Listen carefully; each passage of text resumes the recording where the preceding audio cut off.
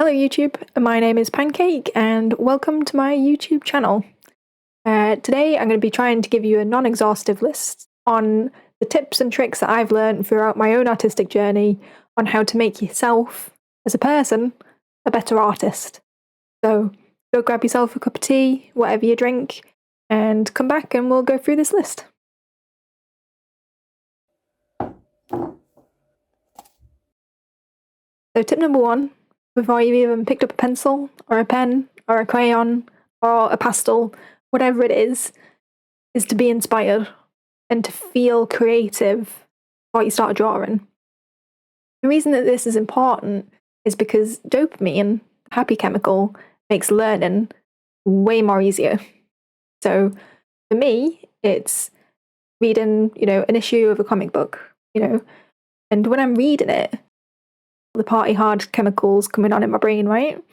So I'm then able to take what I've learned, and be it the storytelling, the inking, the figures, the colours, the characters, whatever it is that has inspired me from that little, reading period before, I'm able to take that with me into what I'm doing for my own work, The tip number 2, you're motivated, you got a dopamine party going on, you're raring to go, you just want to sit down and draw, right?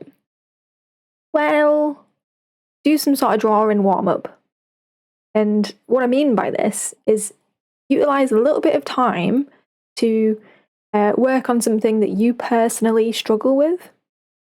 And this is, individual to every person, so I can't tell you what that is.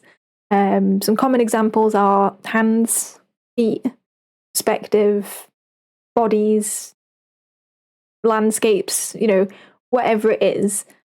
Take 10 minutes, 2 minutes, however much you want to just work on that and chip away at it every day. For me, it's hands. So every day I'm drawing an A4 sheet of paper and I'm filling it with hands.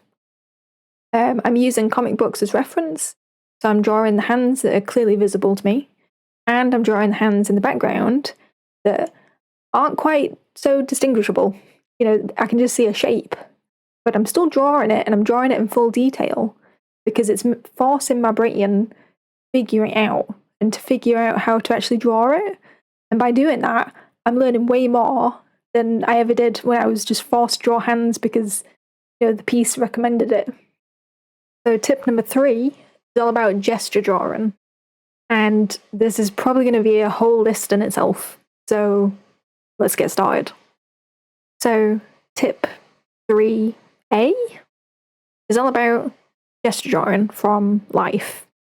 So if you're partial to going outside, or if you have a commute that requires you to be on public transport or waiting around, or you like going to coffee shops, why not utilize that time where you're just sitting there and you're not doing much to doing some gesture drawing of people around you? Maximize the time that you have by doing gesture drawing from life. Tip 3B is to do gesture from comic books. It might seem a bit obvious. However, are you studying different artists, or are you just doing your favourite books? I'm in the realm of thinking of you should do gesture drawing from all different types of artists to learn what it is that they do, why they do it, does it work, do you like it, why doesn't it work, and to ask yourself these critical questions. So get yourself drawing, pick up some artists that aren't necessarily your style, but things that you can learn from, why they do gesture a certain way. The tip 3C is to do timed gesture drawings. There's plenty of places on the internet that you can do this, and it's a really good exercise for your brain because it forces you to make decisions really quick.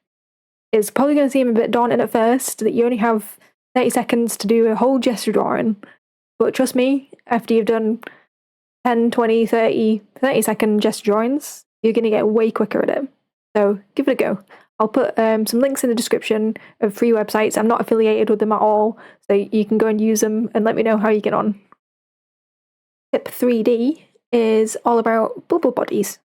So you've been gesture drawing and you've gotten pretty good at it. Now we need to start adding some muscles. So Bart Sears is a comic artist, and he brought out a book called How to Draw Brutes and Babes. And I know what you're thinking, don't judge the book by its name. It is a terrible name. However, the content of it is really good, and I'd recommend you get it if you can. He basically explains the way that he formulates muscles onto bodies. He creates these bubble shapes and puts it on and layers them. And it creates a really wonderful way to create volume to your gesture drawings. So I'll put a link in the description if you want to check it out. Again, I'm not affiliated, so just take it at your own pace and learn as you go. Now we're on tip 3E.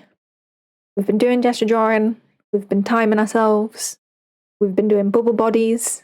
We have bubble bodies coming out of our ears. We're amazing at them, right? Now we put it to use by doing gesture drawings from our own memory. And if you haven't been doing this up until this point, now's the time to start. It's no time like yesterday to do stuff from memory and to force yourself into getting better. So it doesn't matter if this is your first day on your artistic journey of getting better, or if you've been drawing for 60 years. Every day, just do a couple. Just work those little memory banks, little gesture drawings that you know and that you can do, and learn from your mistakes. So now we're on to tip number 4, or tip number 8 if you don't want to categorize tip number 3. And that is to take breaks. Remember what I said in the beginning about having fun and having that little dopamine party in your brain? Well, if you're stressed out and you're not enjoying what you're doing, then you're not going to be learning as much. You're not going to be taking in the information. So have breaks, go outside, do something else, play some games, read some comic books, whatever it is that you need to do to just chillax. Another part that is really important to this is make sure that you sleep well, because when you sleep, that's when your brain does all of its processing and repairs all the little tangents of its brain. So make sure you sleep well, and the next day that you come back to drawing, everything will be a little bit easier, and all of those little things will be processed and you'll be back to smashing it. So if you've made it this far, then thank you very much. It is my first video, so I'm hoping with time I'll get better, I'll get more efficient, I won't ramble as much. And yeah, if you enjoyed it, if you have any feedback, if you think there's anything that I've missed off, or is there anything that you do that I should know about and I can put that in the next video, just let me know. Hit the like button if you liked it, hit the subscribe button if you want to see more of this face again. And I'll see you in the next video, which will be how to improve your art specifically. So yeah, see you next time.